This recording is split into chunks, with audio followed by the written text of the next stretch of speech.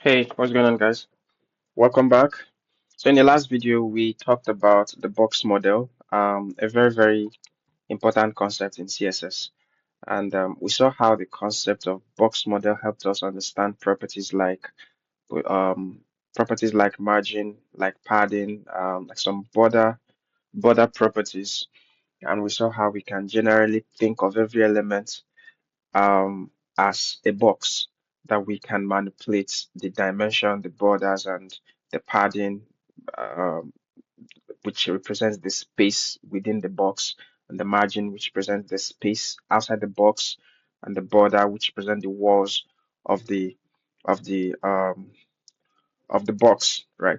So in this video, we want to start talking about another very important CSS property, and that is position. And the position property helps us to manipulate the position of an element within the document flow. Now, so the position property has like a couple of values that they can take. The first is the static property, then there's the relative, sorry, the static value, the relative value, the absolute value, and the fixed value. Now, static is the default. So what this means is when you give your element a position property and you don't, I mean, when you don't specify a position property in an element, it takes a static position. And static means that that element takes its natural position within the document flow, right? But there are cases where you want to, tweak things based on the design of the layout that based on the layout that you are designing. Sometimes you may want an element to take a position that is not natural, right? In that case, you may, start manipulating the position property to get the desired layout.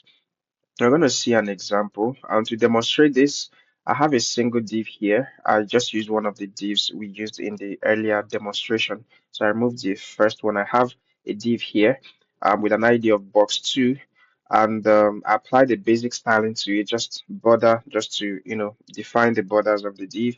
And I gave it a width of 25%.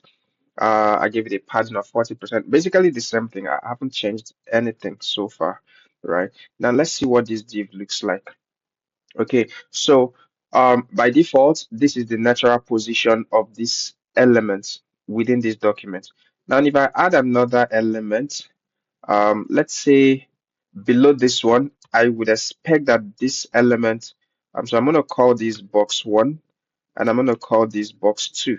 So I would expect that box 2 will be right under box 1, and that's what we have, right?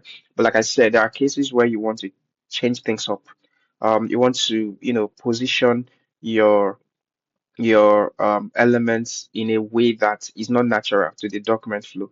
Okay, so there are a couple of ways to do that. Sometimes you may want to move your elements around relative to the viewport, which is the visible area of the browser. And sometimes you may want to move your element around relative to its parent, like an element that is inside another element. You want to move it around, like we have this paragraph inside this box. You may want to move this paragraph around within the box, right? So we're going to see how we can achieve all of that. Now, so I'm going to call this one box 1. Okay, so if you check, box 1 is not styled. So all I have to do is to apply the same style. So I'm gonna just copy this out.